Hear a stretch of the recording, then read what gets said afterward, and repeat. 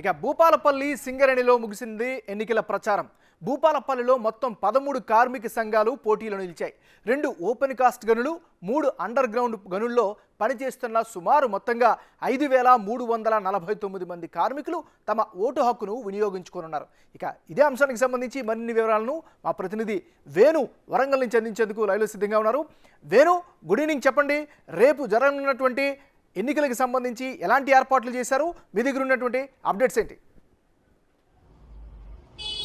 Yes Nagaraju, Bhupalpally అంటే ఉమ్మడి వరంగల్ జిల్లా లోపల ఉన్నటువంటి సింగరేణి ఓన్లీ భూపాలపల్లిలో ఉంది. అక్కడ దాదాపుగా 5,000 పైచిలకు ఓటర్లు ఉన్నారు. సో గతం లోపల దాదాపు 10,000 మంది కార్మికులు ఉన్నటువంటి భూపాలపల్లి సింగరేణి క్రమంగా వస్తున్న కార్మికులు తగ్గుతూ వస్తున్నారు. అక్కడ వచ్చేటువంటి ఇంపోర్ట్ కూడా తగ్గిపోతుంది. సో దాంతో కార్మికుల సంఖ్య కూడా తగ్గుతూ వస్తుంది. ప్రస్తుతానికి 5,349 మంది ఓటర్స్ అక్కడ నమోదు కావడం జరిగింది. అంటే వివిధ విభాగాల లోపల అటు హాస్పిటల్స్ కావచ్చు, అడ్మినిస్ట్రేషన్ విభాగంలో కావచ్చు, కార్మికులు కావచ్చు. మొత్తంగా అయితే 5,349 మంది కార్మికులు అయితే ఇప్పుడు ఓటు హక్కు ఉన్నది.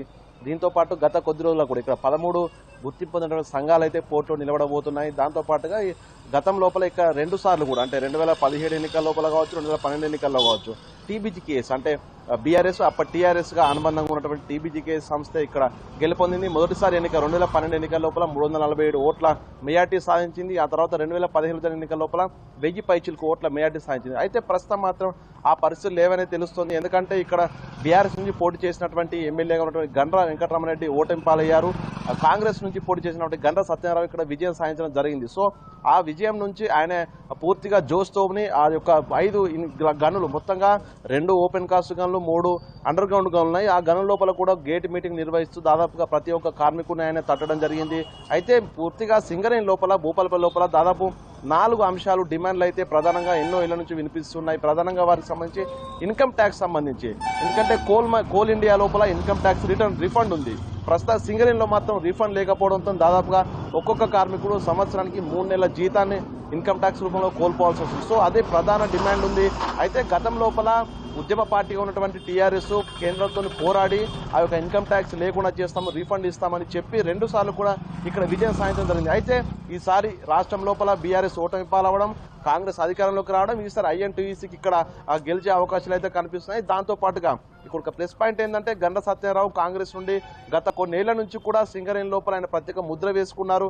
వారికి ఏ కష్టం వచ్చినా వస్తూ అక్కడ నిరసనలు కావచ్చు, వారికి సంబంధించి ఏ ప్రాబ్లం ఉన్నా కూడా పోరాడుతూ ఉన్నారు. సో ఆయన ఈసారి గెలవడం, ఆయన ఎమ్మెల్యేగా ఉండడం, మరోవైపు దాదాపు 10 రోజుల నుంచి కూడా ఆయన కీలకంగా ప్రచారం నిర్వహించడం జరిగింది. సో ఈసారి సింగరేణి భూపాలపల్లి లోపల ఐఎన్టీసీ ఏదైతే కాంగ్రెస్ కు అనుబంధంగా ఉన్న ఐఎన్టీసీ సంస్థ ఉందో అదే భారీ ఆధిక్యం సాధించే అవకాశం కనిపిస్తుంది. ఇక మరోవైపు బీఆర్ఎస్ నుంచి ఓటమి పాలైనటువంటి గండ్ర వెంకటరామరెడ్డి ప్రచారానికి దూరంగా ఉన్న ఓన్లీ 5 ఇంక్లైన్లో ఒక్కరోజు మాత్రమే ప్రచారం నిర్వహించారు. ఇక ఓటమిని తానే ముందే ఒప్పుకున్నట్టుగా కూడా సైలెంట్ అవ్వడంతో ఈసారి టీబీజీ కేసు ప్రభావం ఇక్కడ ఉండే పరిస్థితి కనిపించాలి. 3వ స్థానానికి టీబీజీ కేసు పరిమితం అయ్యే అవకాశం కనిపిస్తుంది. ప్రధానంగా పోటీ మాత్రం కాంగ్రెస్ అనుబంధ సంస్థ ఐఎన్టీయూసీ, వామపక్షాల అనుబంధ సంస్థ ఏఐటీసీ మధ్య ఉండబోతున్నాయి. కొంత టీబీ ఏదైతే బిఎంఎస్ ఏదైతే ఉందో ఆ యొక్క బీజేపీకి సంబంధించిన అనుబంధ సంస్థ సింగరేణి కోల్ మైన్స్ కార్మిక సంఘం బిఎంఎస్ అనుబంధ సంస్థ ఉందో ఈ 3 అయితే పోటీ అయితే ఉండబోతుంది. ప్రధానంగా సింగరేణికి సంబంధించి ఇక్కడ భూపాలపల్లికి సంబంధించి గతంలో ఎన్నికల్లో కూడా కవిత కూడా ఇక్కడ రావడం జరిగింది. ఆమె ప్రచారం నిర్వహించారు. గత 2 నెలల క్రితమే సాధారణ కంటే ముందే భూపాలపల్లికి వచ్చారు. సింగరేణి లోపల ఎలక్షన్ ప్రచారం నిర్వహించి సమస్యలను తీరుస్తామంటూ హామీ ఇచ్చారు. అయితే గత 10 ఏళ్ల నుంచి వాళ్ళు పదవిలోనే కొనసాగారు, ప్రభుత్వాన్ని ఏర్పాటు చేసిన అయినప్పుడు కూడా వాళ్ళ సమస్యలు తీరలేదు. దాంతోపాటుగా సింగరేణి సమస్యలపై ఇటువంటి రిప్రజెంటేషన్ కూడా ఇవ్వలేదు. సో అది ప్రధానంగా ఈసారి బీఆర్ఎస్ కు వ్యతిరేకమయ్యే పరిస్థితి కనిపిస్తూ ఉంది. సో మొత్తానికి అయితే ఐఎన్టీయూసీ ఇక్కడ ఆధిక్యం ఉండే అవకాశం కనిపిస్తుంది. మరోవైపు భూపాలపల్లి సింగరేణికి సంబంధించిన కార్మికులు ఇన్కమ్ ట్యాక్స్ తో పాటు బెనిఫిట్స్ ఏదైతే అధికారులు ఉంటారో సింగరేణికి సంబంధించిన అధికారులు ఏ విధంగా బెనిఫిట్స్ ఉంటాయో వారికి ఉన్నటువంటి బెనిఫిట్సే కార్మికులకు కూడా అందించడానికి ఒక ప్రధాన డిమాండ్ ఉంది. 4,300 పైచీలకు కార్మికులు అండర్ గ్రౌండ్ మైన్ లోపల పనిచేస్తున్నారు. కష్టం చేసేది మేము, దాంతో ఫలితాలన్నీ అనుభవించేది అధికారులు అంటూ కూడా ఎన్నో ఏళ్ల నుంచి కూడా వారు పోరాడుతున్న పరిస్థితి. సో ఏ విధంగానైతే బెనిఫిట్స్ అందిస్తున్నారో అధికారులకు, మాకు కూడా అదే విధంగా బెనిఫిట్స్ అందించాలి, అసలు మేము లేనిదే సింగరేణి లేదన్నటువంటి వాదన కూడా ఉంది. సో ఈ ప్రధానంగా ఈ 2 అంశాలు అయితే ఈసారి ఎన్నికల లోపల ప్రధాన పాత్ర పోషించున్నాయి. మరోవైపు భారత ప్రభుత్వంతో పూర్తిగా ఈ సింగరేణి సంబంధించినటువంటి ప్రాబ్లమ్స్ పోవాలి, వారికి సంబంధించినటువంటి డిమాండ్ నెరవేరాలంటే జాతీయ గుర్తింపు సంఘాలతోనే ఇది ఒక సాధ్యమయ్యే అవకాశం ఉంది. సో టీబీజీకేఎస్కి ఈసారి ఓటు వేస్తే మాత్రం అది రాష్ట్ర స్థాయి సంఘము, దాంతోపాటు జాతీయ స్థాయిలో గుర్తింపు లేదు. కాబట్టి ఈసారి జాతీయ స్థాయి గుర్తింపు ఉన్నటువంటి ఐఎన్టీసీ ఏఐటీసీ వైపే మొగ్గు చూపే పరిస్థితి కనిపిస్తోంది. ఓవరాల్గా మాత్రం ఈసారి టీబీజీకేఎస్కు 3వ స్థానానికి 4వ స్థానానికి పడిపోయే అవకాశం ఉంది. ఐఎన్టీసీ కాంగ్రెస్ అనుబంధ సంస్థ ఐఎన్టీసీ, ఏఐటీసీ వామపక్ష అనుబంధ సంస్థ ఏఐటీసీ మధ్య ప్రధానంగా పోటీ అయితే ఉండబోతోంది. నాగరాజు రైట్, వేణు ఇంకొక విషయం కూడా చెప్పండి. ముందున అసలుకి బీఆర్ఎస్ పార్టీకి సంబంధించినటువంటి అనుబంధ సంస్థ పోటీ చేయొద్దంటూ ఒక నిర్ణయం తీసుకున్నారు. తర్వాత మళ్ళీ 2-3 రోజుల తర్వాత లేదు మళ్ళీ పోటీ చేస్తామని చెప్పని ఒక గందరగోళం క్రియేట్ చేశారు. ఇది కూడా నెగిటివ్ ఇంపాక్ట్ చూపించే అవకాశం ఉందనే ఊహాగానాలు కూడా వస్తున్నాయి. దీనిపైన మరి మీ విశ్లేషణ ఏంటి? మరి అంటే ప్రధానంగా నాగరాజ్ ఏదైతే 3వసారి హ్యాట్రిక్ సాధిస్తామంటూ కేసీఆర్ భావించారు, హ్యాట్రిక్ దిశగా వెళ్తున్నామంటూ కూడా ఆయన కూడా ప్రచారం చేశారు. ఎలక్షన్ తర్వాత కూడా ఎగ్జిట్ పోల్స్ అన్ని బీఆర్ఎస్ ఓడిపోతుందని చెప్పినప్పటికీ కూడా సెలబ్రేషన్స్ రెడీగా ఉన్నట్టు కేటీఆర్ ట్వీట్ చేయడం సిద్ధంగా ఉన్నట్టు మాట్లాడడం జరిగింది. అయితే అనూహ్యంగా వారు అనుకోని విధంగా ఈసారి తెలంగాణ ప్రజలు కాంగ్రెస్ కు పట్టం కట్టారు. ఇన్ని రోజులు అరాచక పాలన, అక్రమ పాలన అంటూ కూడా ప్రజలైతే బీఆర్ఎస్ అయితే ఓడించిన పరిస్థితి కనిపిస్తోంది. ఆ తర్వాత సెంటిమెంట్ వస్తున్నటువంటి భావన కూడా కలిగింది. దాంతో పాటుగా కేసీఆర్ హాస్పిటలైజ్ కావడం, దాంతో కొంత సెంటిమెంట్ రగులుతుందనే ప్రయత్నం అయినప్పటికీ కూడా తెలంగాణ ప్రజల లోపల కీలకమైనటువంటి అటు కాళేశ్వరం ప్రాజెక్టు కావచ్చు, అప్పుల విషయం కావచ్చు, ప్రజల లోపల అది పేనుకుపోయింది. దాదాపుగా అప్పుల పాలు చేశారు. రాష్ట్రాన్ని పూర్తిగా ఒక్కొక్కరి తలపై 2 లక్షల అప్పు పెట్టారనే దాంట్లో ఒక ప్రధానంగా ప్రజలైతే తీవ్ర ఆగ్రహంతో ఉన్నారు. ఈ పరిస్థితుల లోపల పోటీ చేస్తే మాత్రం మరోసారి ఘోర పరాభవం తప్పదనేటువంటి భావనతోనే కేసీఆర్ పోటీకి దూరంగా ఉండాలంటూ ప్రకటించారు. మరోవైపు టీబీజీకేఎస్కు సంబంధించినటువంటి ఆ ప్రతినిధులు ఎవరైతే ఆ యూనియన్లకు సంబంధించిన లీడర్లు ఉంటారో గత 10 ఏళ్లుగా కూడా కేంద్రంతో కొట్లాడతాం, కేంద్రంతో సఖ్యత ఉంది అంటూ 2012 లోపల ఓట్లు వేయించుకోవడం జరిగింది. వీరికి సంబంధించి ఇన్కమ్ ట్యాక్స్ రీఫండ్ కావచ్చు, పేరు మార్పిడి, ఎవరైతే సింగరేణి లోపల పనిచేయని వాళ్ళు ఉంటారో వారికి సంబంధించినటువంటి ఉద్యోగాన్ని ఇతరులకు అమ్ముకోవడం జరిగింది. ఆ పేరు మార్పిడి విషయంలో కూడా తీవ్ర అల్లర్లు జరుగుతున్న పరిస్థితి కనిపిస్తోంది. కోర్టు కేసులు కూడా ఉన్నాయి. ఈ వ్యవహారంతో పాటుగా కూడా బెనిఫిట్స్ విషయము మరోవైపు ఏ విధంగానైతే 20 లక్షల రూపాయలు మేము అధికారంలోకి వచ్చిన తర్వాత, రాష్ట్రంలో అధికారంలోకి వస్తే 20 లక్షలు వడ్డీ లేకుండా ఇల్లు కట్టుకోవడానికి మేము సహకరిస్తామంటూ కూడా బీఆర్ఎస్ అంటే టీబీజీకే సంస్థ నుంచి ప్రకటించారు. సో ఈ 4 అంశాలు ఏదైతే ప్రకటించి ప్రధానంగా ఎలక్షన్లకు వెళ్ళి గెలవడం జరిగిందో ఆ 4 అంశాలపై ఇప్పటి వరకు కూడా బీఆర్ఎస్ నోరు మెదపలేదు. అంటే 10 ఏళ్ల కాలంలో తాము అధికారంలో రాష్ట్రంలో ఉన్నప్పటికీ కేంద్రంతో కొట్లాడేటువంటి స్థాయి వచ్చినప్పుడు కూడా వారు దీనిపై ఒక్కడు కూడా ముందుకేయలేదు. సో ఇట్లాంటి పరిస్థితి లోపల ఈసారి ఇంకా ప్రభుత్వం లేదు, ఓడిపోవడం జరిగింది.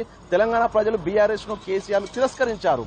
సో ఇట్లాంటి పరిస్థితుల లోపల పోటీలో నిలబడితే గతం లోపల ఆశ ఉంది, వీరు ఏదో చేస్తారనేటువంటి నమ్మకం ఉన్న సమయంలోనే ఏం చేయలేకపోయారు. సో ఈసారి పూర్తిగా ప్రభుత్వమే లేనప్పుడు కేంద్రంతో ఎట్లా కొట్లాడతారు, వారికి సంబంధించినటువంటి డిమాండ్లు ఏ విధంగా నెరవేరుస్తారు. సో ఇట్లాంటి పరిస్థితుల లోపల మనం కనుక ఎలక్షన్లోకి వెళితే మరోసారి పరాభవం తప్పదు. ఇప్పటికే అసెంబ్లీ ఎన్నికల లోపల ఓటమి పాలయం, ఇప్పటికే దాన్ని చేరుకోలేకపోతున్నారు. మరోసారి కనుక సింగరేణి కీలకమైన సింగరేణి కార్మికులతో పెట్టుకుంటే మాత్రం మరోసారి భారీ ఓటమి తప్పదని భావించే తను పోటీకి దూరంగా ఉండాలని ప్రకటించారు. అయితే దీంతో టీబీజీకి సంబంధించినటువంటి కీలక ప్రతినిధులు కూడా అటు రాజీనామాలు చేయడం, దాంతో పాటుగా అందులో ఉన్నటువంటి కార్మికులు ఎవరైతే దానిలో గుర్తింపు పొందిన సంఘంలో ఎవరైతే సభ్యులుగా చేరారో వారంతా కూడా ఐఎన్టీసీకి ఈసారి అనుబంధంగా ఉండాలి, ఐఎన్టీసీకి మనం సపోర్ట్ చేయాలంటే ఒక వాదన తీసుకొచ్చారు. సో ఈ నేపథ్యం లోపల ఘోర పరాభవం ఎదురైతే వచ్చే ఎంపీ ఎలక్షన్ లోపల ఇది ప్రభావం పడుతుంది. అందుకే సైలెంట్ గా ఓడిపోవడం కంటే సైలెంట్ గా పక్క ఉండడం బెటర్ అంటూ కూడా మొదట కేసీఆర్ పోటీలో ఉండొద్దంటూ ప్రకటించారు. కానీ ఆ తర్వాత పోటీ నుంచి తప్పుకుంటే మాత్రం పూర్తిగా చేతులు ఎత్తేసినట్లయినటువంటి ఆలోచన ప్రజల లోపలికి వెళ్తుంది. ఈ కాంగ్రెస్ బీజేపీ మధ్యలో ఎంపీ ఎలక్షన్ల మధ్య పోటీ ఉండబోతుంది. సో ఇట్లాంటి పోటీ నుంచి విరమించుకోవడం మంచిది కాదు, ముందే చేతితే మంచిది కాదు ఒక భావనతోని మరొకసారి ఆలోచించుకొని పోటీలో ఉండాలంటూ ప్రకటించారు. కానీ పోటీలో ఉండాలని ప్రకటించినప్పటికీ కూడా కీలక స్థానాలు ఏదైతే ఈ సింగరేణికి సంబంధించినటువంటి కార్మిక డివిజన్లు ఉన్నాయో ఈ డివిజన్ లోపల మొత్తంగా బీఆర్ఎస్ శ్రేణులు అయితే ఓడిపోయారు. అక్కడ ఎమ్మెల్యేలుగా వారు లేరు కాబట్టి ప్రచారం నిర్వహించడం కావచ్చు, అక్కడ పోల్ మేనేజ్మెంట్ చేయడానికి కూడా వారికి ఎటువంటి శక్తి లేకుండా పోయింది. సో ఇలాంటి నేపథ్యం లోపల అక్కడ కాంగ్రెస్ ఎమ్మెల్యేలు ఉన్నారు, ప్రస్తుతం వారంతా కూడా ప్రచారంలో దూసుకుపోతున్న పరిస్థితి ఉంది. వారు ఏదైతే అధిష్టానం బీఆర్ఎస్ అధిష్టానం ఏదైతే ఆలోచించదో దానికి విరుద్ధంగా పరిస్థితులు ఉన్నాయి. సో ఇట్లాంటి పరిస్థితుల లోపల గెలుపు అసాధ్యము, దాంతో పాటుగా 3వ స్థానానికి వెళ్తే మాత్రం పరిస్థితి ఏంటనే ఒక ఆందోళన బీఆర్ఎస్ సంబంధించినటువంటి టీబీజీకే నేతల లోపల. సో చూడాలి మొత్తానికైతే ఈసారి ప్రధానంగా సింగరేణికి సంబంధించిన కార్మికులు ఎలాంటి ఏర్పాట్లు చేశారో దానికి సంబంధించిన అప్డేట్స్ ఏంటి? ఎస్, మొత్తంగా ఈ 11 డివిజన్లు ఏదైతే సింగరేణికి సంబంధించిన 11 డివిజన్లు ఉన్నాయో దీని లోపల 84 పోలింగ్ సెంటర్లు ఉన్నాయి. 84 పోలింగ్ సెంటర్ లోపల పోలింగ్ జరగబోతుంది. ఇంకా భూపాలపల్లికి సంబంధించి 4 పోలింగ్ సెంటర్ల లోపల ఇప్పటికే ఏర్పాటు చేయడం జరిగింది. ఇంకా రేపు అంటే 5 గంటల నుంచి ఈరోజు సాయంత్రం 5 గంటల సైలెన్స్ పీరియడ్ మొదలైన నేపథ్యం లోపల కూడా ఎటువంటి ప్రలోభాలకు గురి కాకుండా దాంతోపాటుగా ఈ 5 గనుల లోపల ఎందుకంటే 2 ఓపెన్ కాస్ట్లు 3 అండర్ గ్రౌండ్ కాస్ట్ లోపల కూడా ఇన్ని రోజులు ప్రచారం జరిగింది. అటు పార్టీలకు సంబంధించిన జెండాలు కావచ్చు, యూనియన్లకు సంబంధించిన జెండాలు వాటన్నిటిని కూడా తొలగించడం జరిగింది. ఇంకా రేపటి నుంచి కూడా ఎటువంటి ప్రలోభాలకు గురి కాకుండా యూనియన్ నేతలు కావచ్చు, పార్టీలకు సంబంధించి అనుబంధంగా ఉన్నటువంటి నేతలు కూడా అక్కడ వెళ్లకుండా పోలీసుల పహారా ఉండబోతుంది. మరోవైపు పోలింగ్ స్టేషన్ల వద్ద కూడా భారీ భద్రత ఏర్పడిస్తున్నారు. ఎందుకంటే ఈసారి బీఆర్ఎస్ కొంత అల్లర్లకు తిరిగేటువంటి అవకాశం ఉందంటూ కూడా ఇంటెలిజెన్స్ రిపోర్ట్ ఉంది. దాంతో పాటుగా అక్కడ ఓడిపోయినటువంటి అంటే మొన్న జరిగినటువంటి ఎన్నికల లోపల బీఆర్ఎస్ అభ్యర్థులు ఓడిపోవడం జరిగింది. వారు ఎటువంటి అల్లర్లకు పాల్పడే అవకాశం ఉన్న నేపథ్యం లోపల కొంత ఈసారి పరిస్థితులు law and order situation create అయ్యే అవకాశం ఉన్నందుకు కూడా భారీ పోలీస్ బందోబస్తు కొనసాగుతోంది. దాంతో పాటుగా ఈ సింగరేణి లోపల ప్రశాంతంగా ఎన్నికలు పూర్తి కావాలి.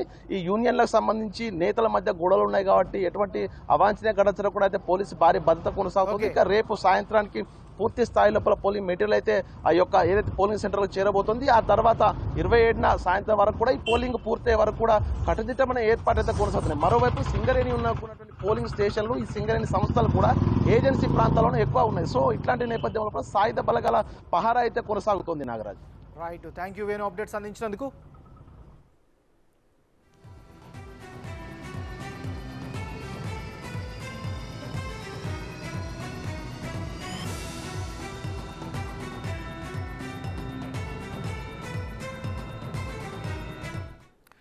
సో మనం చూస్తున్నాం సింగరేణి జంగ్ ఆఖరి ఘట్టానికి చేరుకుంది. ఇప్పటికే ప్రచార సమయం ముగియడంతో గెలిచేదెవరు ఓడేదెవరు అన్నది ఇప్పుడు సస్పెన్స్గా మారింది. ఈ నెల 27న సింగరేణి ఎన్నికలకు సంబంధించినటువంటి పోలింగ్ అయితే జరగనుంది. అయితే కోల్ బెల్ట్ ఏరియాలో ఇటీవల అసెంబ్లీ ఎన్నికల్లో వార్ వన్ సైడ్ చేసింది కాంగ్రెస్ పార్టీ. వన్ సైడ్ చేయడంతో పాటు అధికారంలోకి వచ్చింది. ఇప్పుడు జరగబోయే సింగరేణి ఎన్నికల్లోనూ హస్తం పార్టీకి సంబంధించినటువంటి అనుబంధ విభాగం సత్తా చాటుతుంది అనేటటువంటి అంచనాలు అయితే గట్టిగా వినిపిస్తున్నాయి. సర్వత్రా కూడా ఇదే అభిప్రాయం అయితే వ్యక్తమవుతుంది. మరోవైపు ముచ్చటగా మూడోసారి గెలిచి హ్యాట్రిక్ సాధించేందుకు వ్యూహాలు అయితే రచిస్తుంది టీబీజీకేఎస్. కానీ రిపోర్టర్స్ చెప్తున్నటువంటి ఇన్పుట్స్ ప్రకారం కానీ లేకపోతే అక్కడ ఉన్నటువంటి గ్రౌండ్ రియాలిటీ కనుక పరిశీలించినట్లయితే మాత్రం ఖచ్చితంగా కాంగ్రెస్ పార్టీకి సంబంధించినటువంటి అనుబంధ సంస్థలకే ఎడ్జుండే అవకాశం ఉందనేటటువంటి అభిప్రాయం అయితే కనిపిస్తుంది. ఏదేమైనప్పటికీ కూడా చాలా ప్రతిష్టాత్మకంగా జరుగుతున్నటువంటి ఈ సింగరేణి ఎన్నికలకి సంబంధించినటువంటి అన్ని ఏర్పాట్లను అయితే వడివడిగా జరుగుతూ ఉన్నాయి. సో ఎల్లుండి ప్రారంభం కాబోతున్నటువంటి ఈ ఎన్నికలకి సంబంధించి ఉదయం 8:30-9 గంటల నుంచి ప్రారంభమై సాయంత్రం 5 గంటల వరకు కూడా ఈ పోలింగ్ కొనసాగే అవకాశం ఉంది. మరోవైపు వరంగల్కి సంబంధించినటువంటి ఏరియాలో ఎక్కడైతే ఈ సింగరేణి ఎన్నికలు జరుగుతున్నాయో అక్కడ కాస్త సమస్యాత్మకమైనటువంటి ప్రాంతం కాబట్టి అక్కడ చాలా కేర్ఫుల్గా ఎన్నికలు నిర్వహించేందుకు కూడా భద్రతా దళాలు అన్ని కూడాను చాలా కాన్సన్ట్రేట్ చేసినటువంటి పరిస్థితి కనిపిస్తుంది. సో ఏదేమైనప్పటికీ కూడా సింగరేణి ఎన్నికలకి సంబంధించినటువంటి వ్యవహారం అయితే ఇప్పుడు ప్రస్తుతం హాట్ టాపిక్గా జరుగుతున్నటువంటి పరిస్థితి.